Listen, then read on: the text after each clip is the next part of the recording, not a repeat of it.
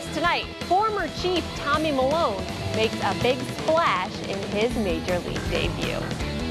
It's the game every baseball player works towards and waits for, their Major League debut. Tonight, Syracuse Chief All-Star pitcher Tommy Milone got that opportunity. Called up on Tuesday after leading the International League in strikeouts this season. Milone replacing Jordan Zimmermann, who is being shut down for the remainder of the season. Bottom of the second, Milone rings up Angel Pagan for his first Major League strikeout, and the milestones don't stop there. After a perfect first 2 innings on the mound, he steps to the plate. Milone can hit. And he hits deep right field, headed toward the wall. That ball is out of here. Tom Milone, on the first pitch he sees in the major leagues, hits a 3-run homer. According to Stats LLC, Milone is just the 8th pitcher to homer on the first pitch he saw in the majors, scoring ahead of him former Chief first baseman Chris Marrero. Milone gives the Nats a 5-zip lead, and then in the top of the third, well, he strikes out Jose Reyes. Quite a start for the 24-year-old. But in the top of the fourth, he gives up this 2-run shot to Nick Evans. Milone went 4 1/3, giving up 4 runs on 6 hits while striking out 2. Bottom of the ninth, Nats down 2. Bases loaded for Ryan Zimmerman. And he hits the broken bat bloop into right. 2 will score. Nationals walk off the Mets 8-7. Meanwhile, Malone's former team on the road at Rochester looking for their lucky 7th straight win. Top of the fourth, Jeff Frazier doing his best. Tommy Milone hits the first pitch of the at-bat.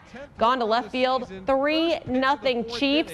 But the Red Wings aren't going down without a fight. They tied at 3, and in the bottom of the 8th, Brian Dinkelman going to center. It's a 2-ribby double. Rochester snaps the Chiefs' 6-game win streak, 6-3, the final.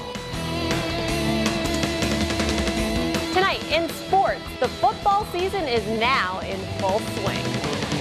It's been quite the start to the local football season. SU started it off with an overtime win over Wake Forest Thursday. The high school season kicked off in the Dome yesterday, and today the remaining high schoolers finally getting their chance. Henninger and Auburn going head-to-head in a AA battle right off the bat. Henninger trying to bury that 2-6 season from a year ago. Second quarter already up 13-0. Darrell West takes the handoff, breaks 1 tackle, and shifts into high gear. 55 yards to the house.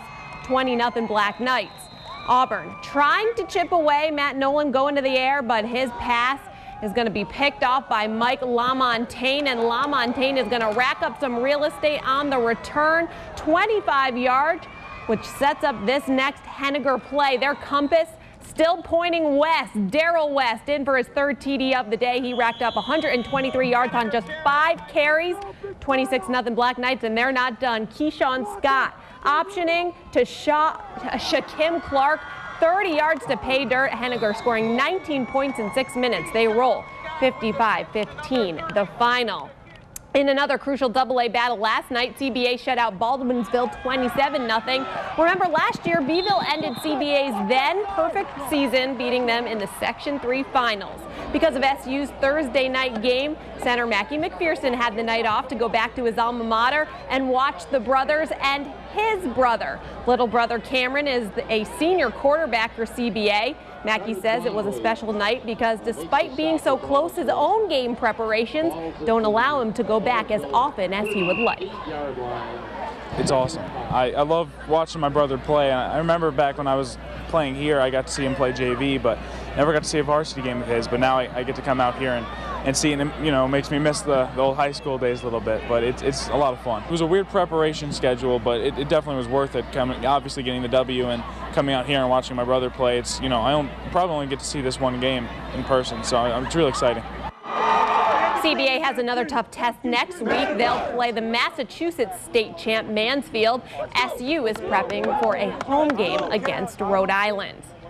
A man who knows a thing or two about prepping for SU games is Paul Pasqualoni. He spent 14 years roaming the Syracuse sidelines as head coach.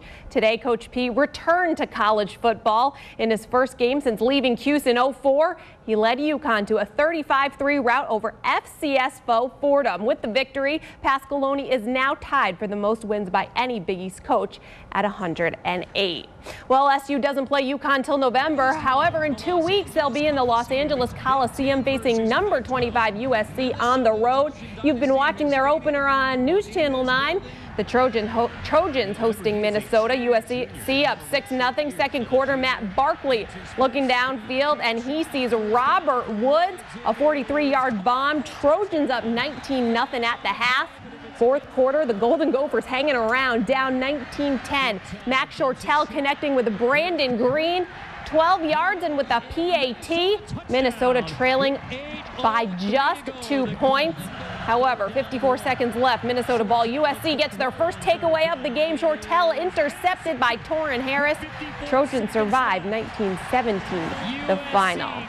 One game, one win for the SUNY Cortland football team. They opened up this afternoon at home against Buffalo State. D3Football.com has ranked the Red Dragons 13th nationally. They'll try to follow up a 2010 campaign in which they went 10-2 and made it to the second round of the NCAA Division III tournament. In the major leagues, the New York Yankees welcoming back Alex Rodriguez again, the all-star third baseman, back in the lineup today after missing the last 6 games with a sprained thumb. The Bombers hosting the Blue Jays in a matinee in the Bronx. Yankees entering the day a half game up on Boston in the AL East, bottom of the second. Yanks down 2-1. Francisco Cervelli cranking on that one, a 2-run shot out to left, and just like that, New York with a 3-2 late lead. Top of the 5th, Dwayne Weiss at the dish, and he picks a nice time for his first homer of the season off Bartolo Colon and into the Yankee pen. We got a tie ball game, but in the bottom of the 7th, 2 outs, Robbie Cano, the only Yankee starter hitting over 300, comes through. The gapper gets to the wall in right. 2 will score. Cano now with 101 ribbies for the season. Yankees up 5-4. They win their 3rd in a row. 6-4 the final. For the moment, they are 1 game ahead of Boston in the standings. The Red Sox are currently beating Texas 12-3 in the 7th. That's going to wrap up sports. Julia will have one last check of the weather right after this.